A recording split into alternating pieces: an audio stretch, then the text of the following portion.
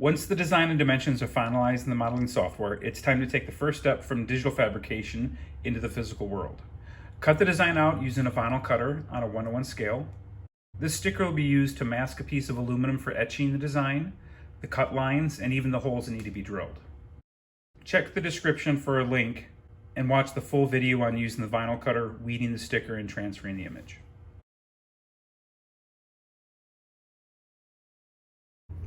I've got my vinyl sticker all weeded and I'm ready to put the transfer tape on. I actually prefer to unroll my roll of transfer tape and then put my sticker face down on top of the tape. So here's my sticker.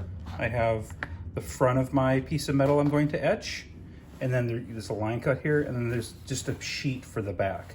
And I'll actually sandwich my metal in between these two, and then just whatever is exposed here is going to get etched, and everything else will be protected from the etch. So I'm going to take that, put that down.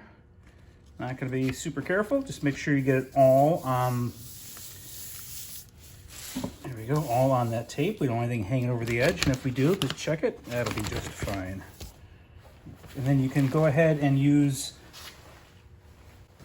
squeegee. Use a squeegee. I'm going to use my faculty ID.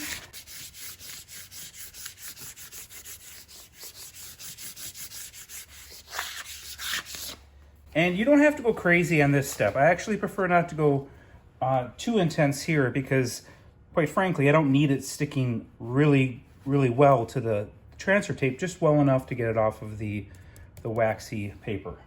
Just gonna cut it up here. Make sure that I keep a little bit of, on top of the edge of the paper. I don't want any of the masking tape sticking off to the side. And I want that sticky edge like this poking through.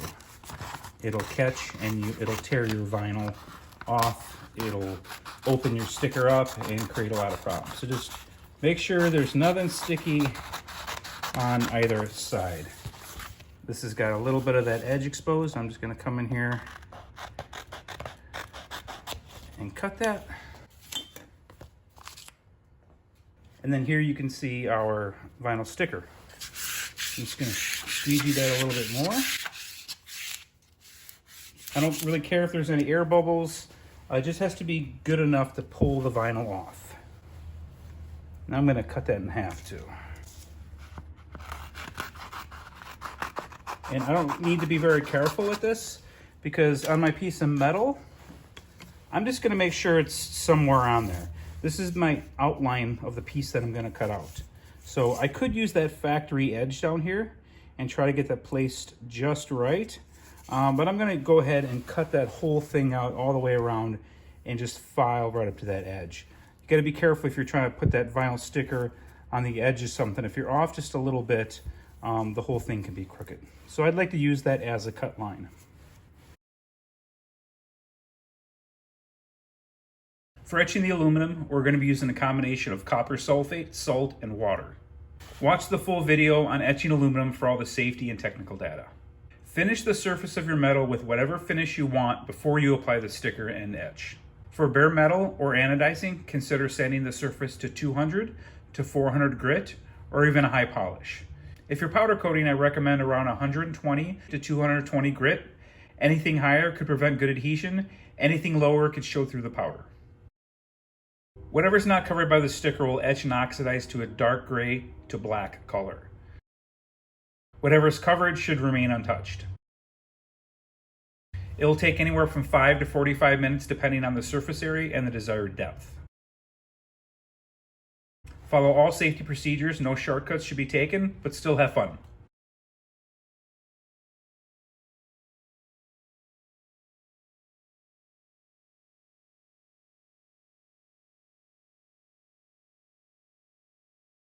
In preparation for drilling some holes, we want to first make sure that we mark those holes with a punch. At first, I'll use a really fine punch, something I usually use as a scribe, without a hammer. I'm just going to use the very sharp point of that scribe and just push it in with my hand. This way I can get a mark more accurately, then I can follow with a more blunt punch. So you want to use a steel block, something hard such as the anvil of a vise, a steel plate, something flat. But you want something to back up that plate, because if you use a wooden tabletop or a softer material, you may bend the metal and bow the back. So you want something hard, such as a steel plate. And don't do this on the bed of your drill press or the bed of any sort of machine. So let's start first with our fine punch.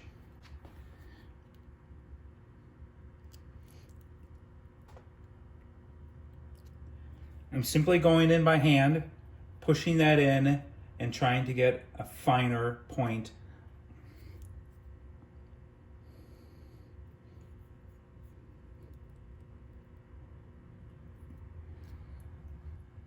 That finer hole will allow for another punch to be used along with a hammer.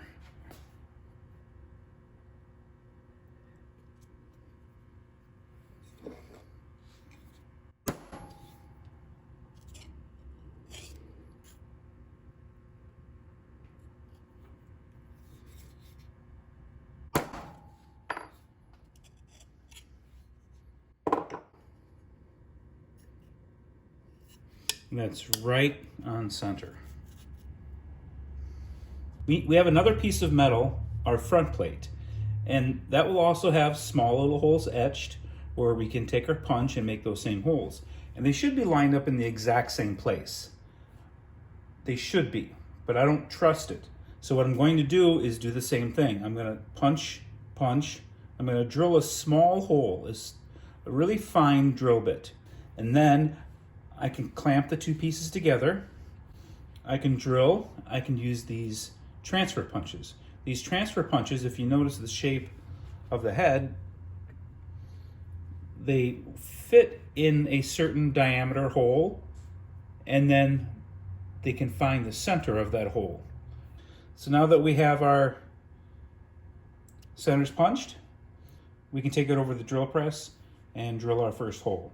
I'm going to drill those holes somewhere around 3/4 of a millimeter, something around 1 millimeter. Those holes will be drilled to 2.5 millimeter.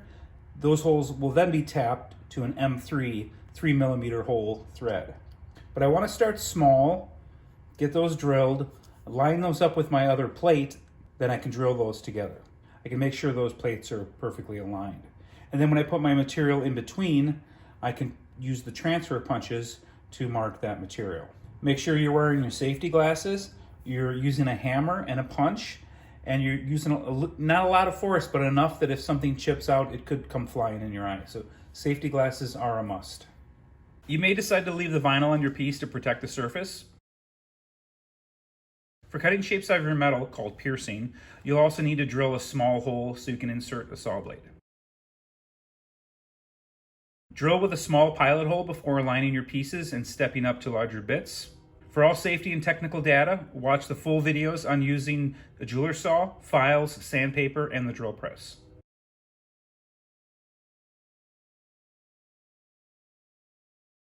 Cut your piece out as accurately as possible in preparation for filing and sanding.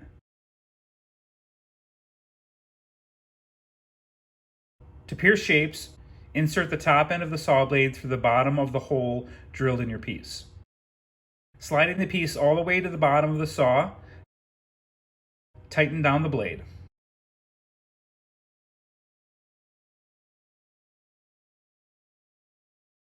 Consider the size of the hole you're sawing and if you can get a file in there.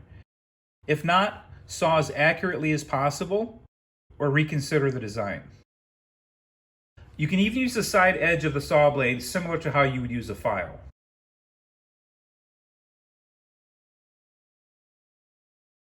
After cutting the piece out, the edge shows evidence of the saw blade. Look at the jagged pattern and how the light bounces off the surface. This will need to be filed and sanded. Normally I would start with a file and then use sandpaper, but here I want a straight line, and using a sanding block will be more effective and accurate than a file. The edge I sawed is not very accurate and needs a lot of material moved. I would then consider using a file or even a belt sander or grinder. Keep the piece at a rigid 90-degree angle. Avoid rocking the piece back and forth at high speeds. Instead, slow down as you approach the end of your reach. Keep checking the edge. For shapes like this, sand all the straight edges as accurately as possible before moving on to the corners and finer details. That's when I'll follow with files. Trust your eye, but also use calipers to check vital dimensions such as parallel and perpendicular lines. Don't focus on trying to get one spot out. Work on the entire surface or edge until all the imperfections are removed. The nice thing about etching your cut lines is it also helps in identifying the edges to sand up to. Bang out the aluminum dust that accumulates into the garbage. If you need to sand the flat surface of a design cut from sheet metal like this, you can use a piece of rolled up tape with the sticky side facing outward and use it as a small handle. This will prevent you from sanding the tips of your fingers or rocking the piece back and forth as you sand. Now that the cutting, initial sanding, and pilot holes are finished, we need to go back to drilling our holes. I use 2 drill bits the same diameter as my pilot holes to help align the 2 pieces and realign the holes that may be slightly off. Pass the top end of each drill bit into the top plate from the top. Let the end stick out of the back side of the plate about 1/8 of an inch. Do not use the cutting ends with the flutes of the bit. Use the smooth end that normally goes into the drill chuck. Try to insert those ends into the front end of the back plate. It's likely that things moved a little bit and it doesn't quite align. I can feel the drill bit catch on the edge of the hole, but I can't pass it through while the other drill bit is also inserted. Even though I use a computer cut pattern to etch my metal, I am still drilling things by hand and there is room for error. You may be able to turn the drill bit around and catch the tip of the drill bit in the hole. Be careful not to cut yourself on the flutes or the cutting edge of the drill bit.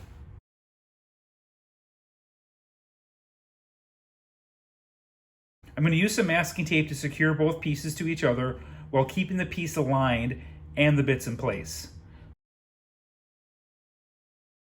Make sure the tape is tightly wrapped around edges and as much surface area as possible to keep the 2 plates from sliding.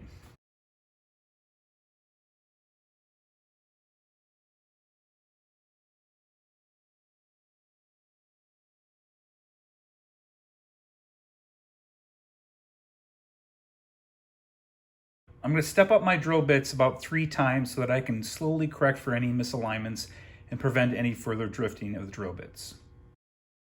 I'm also going to drill the final hole a little smaller than the recommended 2.5 millimeters because I'm only using sheet metal and I want the tap to be a little tight. This will help the threads from being tapped too loose or sloppy. In other cases, depending upon the desired depth and thickness of the material, I would stick to the recommended 2.5 millimeters. I'll first drill the hole in which the drill bit does not fully insert. I will use the same drill bit I just pulled out. Once finished, I will reinsert the drill into the newly drilled hole. Although I now have 2 pins running through both pieces, things are still likely a little bit off. Because we're trying to force a realignment by re-drilling 2 off-center holes together, one of the bits is likely at a slight angle. As we gradually step up the drill bits, these holes will realign. Continue the process until you reach the desired diameter.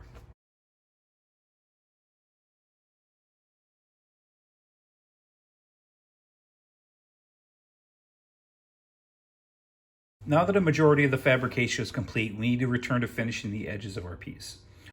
I will start with more coarse files and step up to finer cuts.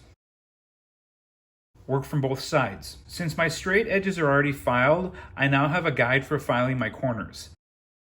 Place the flat face of the file partially on other areas of the edge, not just a single area you're trying to file down. I'm constantly using the surface I'm trying to match as a guide.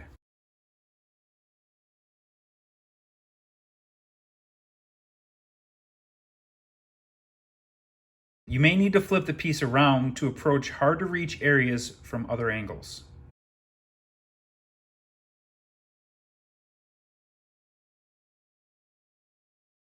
Keep checking the surface of your material in the light for consistent edges and file marks. Don't be in a rush with your filing. Use a secure forward motion as you press down on the file and return to your starting position and begin filing again. Set the file flat against the edge and round the corner until you reach the adjoining perpendicular edge. I'll use needle files to smooth out more coarse file marks and also to get into hard to reach areas.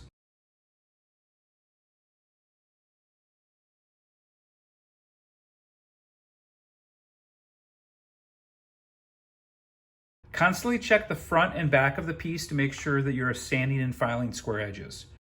Sometimes I will go back and forth on an edge with a file to finesse a curve, but I'm only pressing down in the forward stroke.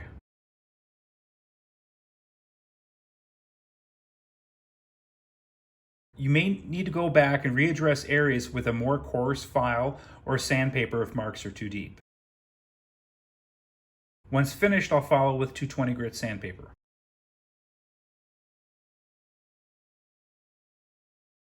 In this video, we're going to show you how to use the drill press to tap threads in a piece of aluminum. We will not be turning the drill press on, we will simply be using the drill press as a large jig. We do this because the rigid construction of the drill press allows us to drill straight holes up and down. And for tapping, we want to be able to reproduce that same angle. So instead of trying to do it by hand, we use the drill press. I need to drill this to 3 millimeters. And I need to tap these holes to M3. For our front plate, we simply need to drill these 2.5 millimeter holes that we already did earlier to 3 millimeter holes. Since this piece is so small and difficult to hold on to, we want to be especially careful. We're only stepping up a 0.5 millimeter, so there will not be a lot of force on here, but it could still hook and be pulled off. So try to clamp your piece in a vise. In this case, I'm going to be using a block of wood so that I can hold on to the piece securely.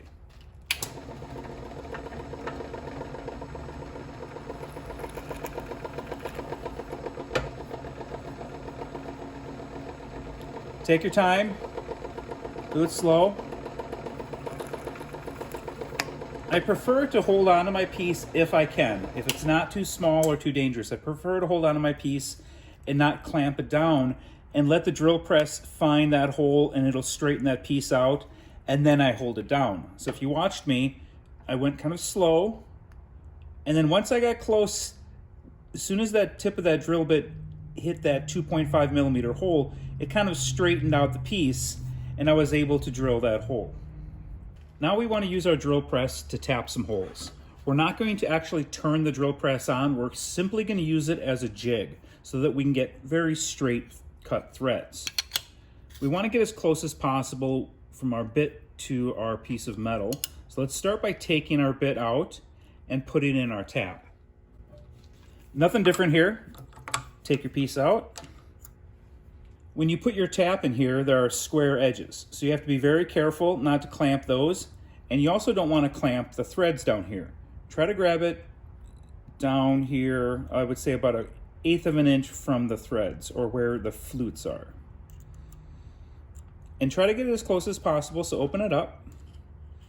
And then as my hand is in here, I'm actually spinning the bit back and forth as I close it up. It helps me stay away from getting it caught in between the jaws. So now I will tighten it as normal. So 1, 2, get all 3 holes. And then your piece is in there. I'll actually turn it on just for a moment to make sure it's aligned. You can see it better when it's spinning around. Looks great. At this point, you should just unplug your drill press to avoid accidentally turning it on, grabbing on your piece, spinning, hurting yourself, destroying your piece. So just unplug it for a moment. Now we want to get the tip of our tap to touch the top surface of our metal. That's just too far of a distance, so I'm going to raise this up as close as possible. Move your metal out of the way to avoid possibly slipping and touching it with the tap. Make sure you're aligned with the middle hole. Lower it a little bit, and then come in there. That's a little too low. That looks fine. So you probably want about 1/4 of an inch in there. You want to not have it so close that you're going to scratch your metal, but you don't want to have it so far away that you need to travel a long distance. You want to be as square as possible, so you want to move in your Z-axis as little as possible. So again, do not turn your drill press on. You're simply going to use the handle to lower the drill press, and we're going to manually turn our chuck with our hand. That's it. All we're doing is using the drill press as a jig to turn this into our piece. Since this hole is kind of hanging out in space and we're tapping that hole, nothing's holding it from tipping forward. We need to be very careful with that.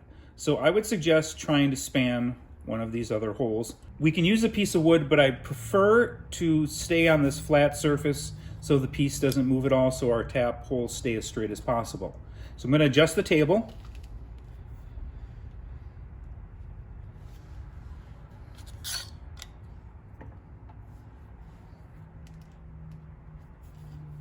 Make sure it clears, because I don't want to tap into my table. But it's also supported on the other side here. Make sure that you're applying pressure to lower the headstock. Not a lot, just enough to move, because as you turn this by hand, you're going to be digging into the piece of aluminum and cutting threads. If there's too much pressure up or down, you might strip those threads with your tap. Let's use a little bit of cutting fluid. Let's go ahead and lower our chuck. And I'm holding this very loosely, and then I'm allowing the tip to go into the hole of the piece of aluminum and find its center. Did you see that? Do you see how the plate moved? So now I'm going to keep applying pressure. I'm going to keep applying pressure with my right arm as I'm holding my piece in place. I just need to apply pressure downward. I don't need to worry so much about holding it left or right, I just need to make sure that I'm holding it down so it doesn't lift. Now, as I'm applying pressure on the handle to push the chuck down a little bit, just enough to go with the flow, we're going to turn the chuck.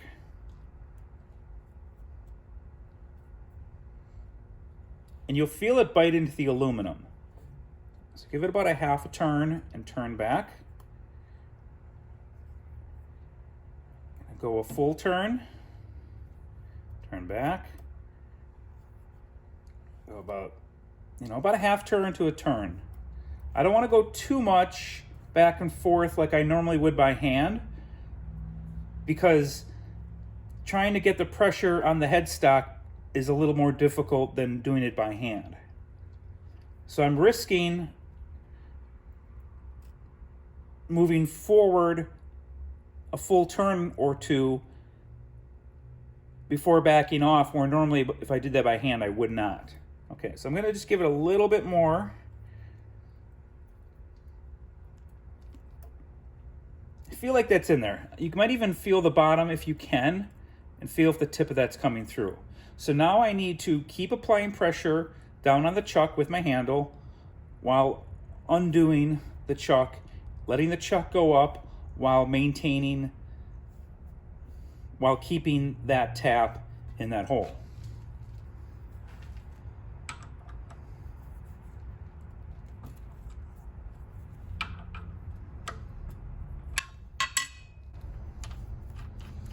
Open it up so you know you're clear, and then raise the arm and allow the chuck to lift up out of the way. The piece should remain in there pretty rigidly. Now we want to grab the handle and do the rest by hand.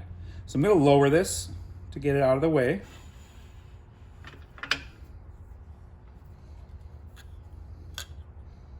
And now I'm going to grab my handle and put it on there. There are a couple different wrenches you can use for the tap. You can use this T-wrench, if you're doing it by hand.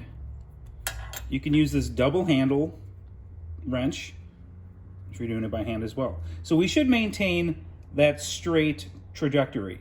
We just need to keep it going slow and try to maintain it straight. But the fact that we started it straight should keep it fairly straight. You want to get the handle on there. If this isn't in very far, you might pop it out. So try to align your handle.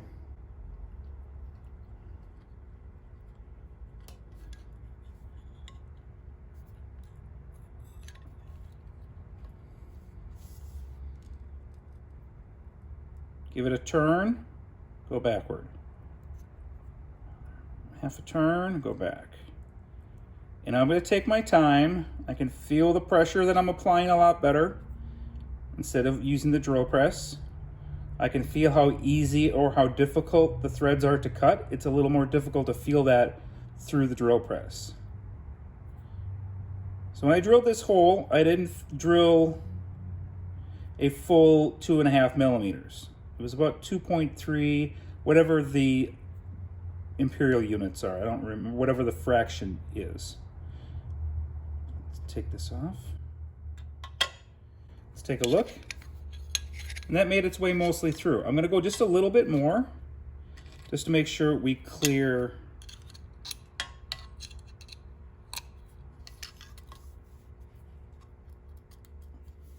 I'm going to go a little bit more just to make sure that we clear the bottom of that hole, because these taps are tapered.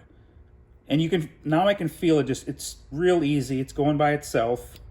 I can actually just twist that back and forth. So I know I'm through and I know it's good. Get it back off. And then you can put a bolt in there and check it. I'm going to go ahead and flip this around and do the other side. So I'm just trying not to put any sideways pressure. I'm actually putting no pressure on at all. I'm just turning this and allowing it to pull in. You know, take a look at it, make sure it's square, but using the drill press with the power off and turning it by hand gets you a really nice straight tap. If you have to continue to use the wrench, feel free, but this thin sheet of aluminum, it comes out by hand pretty easily.